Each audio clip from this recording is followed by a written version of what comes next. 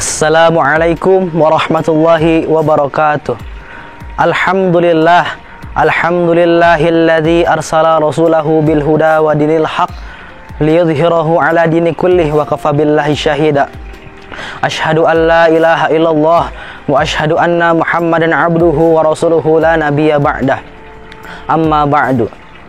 Hiduplah kamu bersama manusia sebagaimana pohon yang berbuah. Mereka melemparinya dengan batu, tetapi ia membalasnya dengan buah. Imam Ghazali. Perkenalkan, nama saya Fidhah Fahri Saputra dari kelas 9B. Pada 5 menit sampai 7 menit ke depan, kita akan membahas mengenai hal-hal yang dapat membatalkan pahala puasa. Hadirin rahimakumullah, perlu kalian ketahui bahwa saat ini kita berada di bulan yang sangat amat suci, sangat amat mulia, yaitu yang disebut bulan suci Ramadan. Di bulan suci ini, marilah kita menjauhkan diri dari hal-hal yang menuju ke jalan kemaksiatan. Karena dalam bulan suci Ramadan ada suatu kewajiban yang bagi seluruh umat muslim untuk melaksanakannya, yaitu yang sering disebut dengan shaum Ramadan atau puasa di bulan Ramadan. Pengertian puasa adalah menahan diri dari makan, minum, nafsu, dan lain sebagainya yang dapat membatalkan puasa sejak terbit fajar hingga terbenamnya matahari. Dan perlu kalian ketahui juga, selain menahan dari hal-hal yang dapat membatalkan puasa, kita juga harus menahan dari hal-hal yang dapat membatalkan terhadap pahala puasa. Adapun hal-hal yang dapat membatalkan pahala puasa sebagai berikut. Yang pertama, berkata dusta. Berkata dusta adalah menyampaikan sesuatu yang berlainan dengan kenyataan. Jika dilihat dalam hal perbuatan, orang yang berdusta juga bisa berperilaku tidak sesuai dengan perkataannya. Dusta merupakan dosa besar dalam Islam, induk dari banyak maksiat lain. Jika seorang sudah terlanjur berdusta, ia akan melakukan kebohongan lain untuk menutupi yang pertama. Karena itu, jika orang berdusta selama ia berpuasa, maka ibadah puasa tidak bernilai apa-apa di sisi Allah Subhanahu wa taala. Sebagaimana sabda Rasulullah sallallahu alaihi wasallam yang artinya, barang siapa yang tidak meninggalkan perkataan dusta, maka Allah tidak butuh dari rasa lapar dan haus yang dia tahan. Hadis riwayat Bukhari. Yang kedua, ghibah, gosip atau membicarakan keburukan orang lain. Kedati ghibah tidak termasuk dusta, tapi membicarakan keburukan orang lain termasuk perilaku tercela yang dilarang Islam.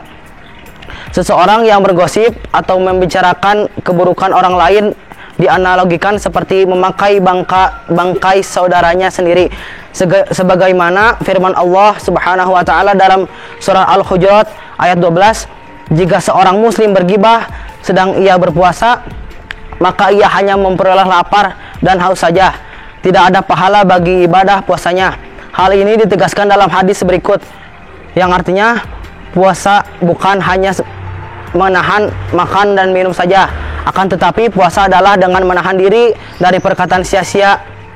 Apabila ada seorang yang mencelamu atau berbuat usil kepadamu, katakanlah padanya, aku sedang puasa, aku sedang puasa. Hadis riwayat Ibnu Khuzaimah. Yang ketiga, adu domba dan fitnah. Akar dari perbuatan adu domba dan fitnah adalah kebencian. Adu domba dapat berupa rasa tidak senang melihat orang lain rukun, lalu menyebarkan fitnah untuk merusaknya. Janganlah pahala puasa. Islam mengancam orang yang melakukan adu domba dengan balasan neraka di akhirat. Dasarnya adalah sabda Nabi Shallallahu Alaihi Wasallam yang artinya, pelaku adu domba tidak akan masuk surga. Hadis riwayat Muslim. Yang keempat, bersumpah palsu. Perbuatan lain yang bisa merusak pahala puasa ialah bersumpah palsu. Menyatakan sumpah tapi berbohong merugikan perbuatan yang dilarang dalam Islam. Apalagi jika sampai membawa nama Allah Subhanahu wa taala di awal sumpahnya, maka perilaku itu termasuk salah satu dari 3 dosa yang paling besar. Larangan bersumpah palsu ini dijelaskan dalam Al-Quran dalam surah Al-Imran ayat 77 sebagai berikut, yang artinya, sesungguhnya orang-orang yang menukar janjinya dengan Allah dan sumpah-sumpah mereka dengan harganya yang sedikit, mereka itu tidak dapat bagian pahala di akhirat, dan Allah tidak akan berkata-kata dengan mereka dan tidak akan melihat kepada mereka pada hari kiamat, dan tidak pula akan mensucikan mereka bagi mereka azab yang pedih. Quran surat Al-Imran ayat 77. Yang terakhir atau yang kelima, tidaklah menjaga mata dari syahwat. Sebagaimana disebutkan di atas, salah satu tujuan puasa adalah menahan hawa nafsu. Tidaklah hanya lapar dan haus, melainkan juga syahwat. Karena itulah orang yang mengumbar syahwatnya ketika berpuasa, puasanya akan gugur sehingga yang tersisa lapar dan haus saja. Salah satu sumber syahwat yang utama ialah pandangan mata. Apabila mata seseorang jelalatan tidak menundukkan pandangan pada lawan jenis yang bukan mahramnya, maka ia telah menodai ibadah puasanya. Karena itulah seorang muslim harus waspada dengan pandangan matanya. Nabi Muhammad SAW bersabda yang artinya, pandangan merupakan salah satu anak panah iblis. Hadis riwayat Al-Hakim dan Tabrani. Demikian beberapa hal yang dapat saya sampaikan. Semoga apa yang dapat saya sampaikan tadi dapat memberikan manfaat dan kebaikan bagi kita semua.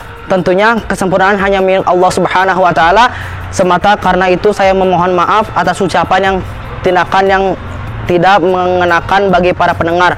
Wallahumma fiq ila aqwamit thoriq. Assalamualaikum warahmatullahi wabarakatuh.